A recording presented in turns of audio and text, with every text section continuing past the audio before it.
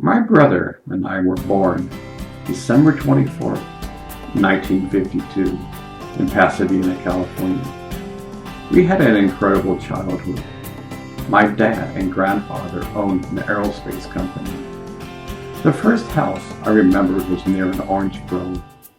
My brother and I would sneak through the fence and walk in the orange grove. There was a tree house and we could climb up on it. We were probably 3 years old. Our house was years ahead of its time. My father and grandfather were both inventors. They developed a house where you could walk in the house, clap your hands, and the lights would come on. The outlets weren't on the walls, but hidden in the carpets. We had sensors that when it rained, the windows would close. My mom would watch us in the backyard by a video camera while she was cooking dinner. This house was featured in the Los Angeles Times home selection. This is back in the early 50s. In the early 2000s, I saw a Burger King commercial where my mom was making hamburgers. The frying pan was floating in the air. The stove used induction coils. At that same time period, they developed a Jeep that could shoot at its tires and nothing would happen. This Jeep could float downstream. It was lighter and got more miles per gallon than the standard Jeep. They tried to get the United States government to buy the Jeeps, but after several years of losing bids, they saw the handwriting on the wall. If you don't have inside connections with the government, you could have a futuristic Jeep and nobody would care. During this time, they came up with a way to make houses that would cost 1/10 of the present day house. It was all modular. They could put up a complete house in a week. The trade union was strongly opposed to this. Consequently, it was never marketed. I guess those early years really had an impact on me.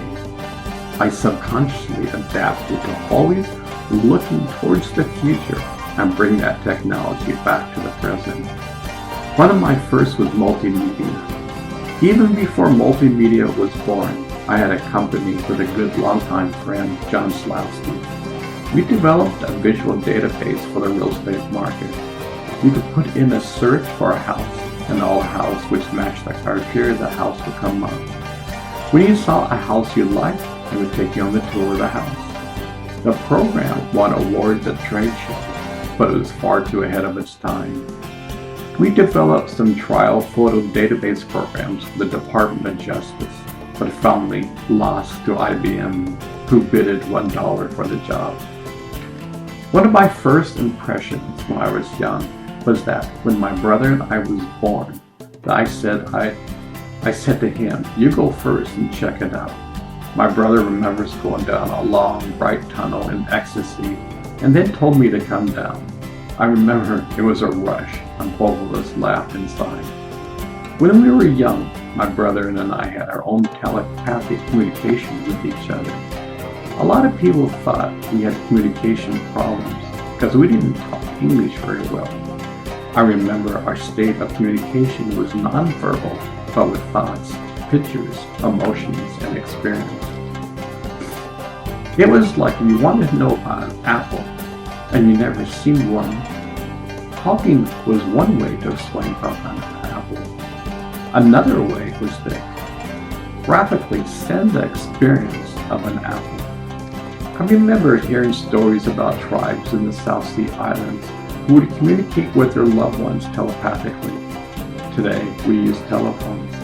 Our sense of communication is more physical. It's kind of funny that people think it is mystical when it's probably very natural.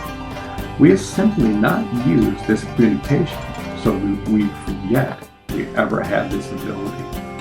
So now, we scope at the idea that men can communicate in ways that we don't imagine.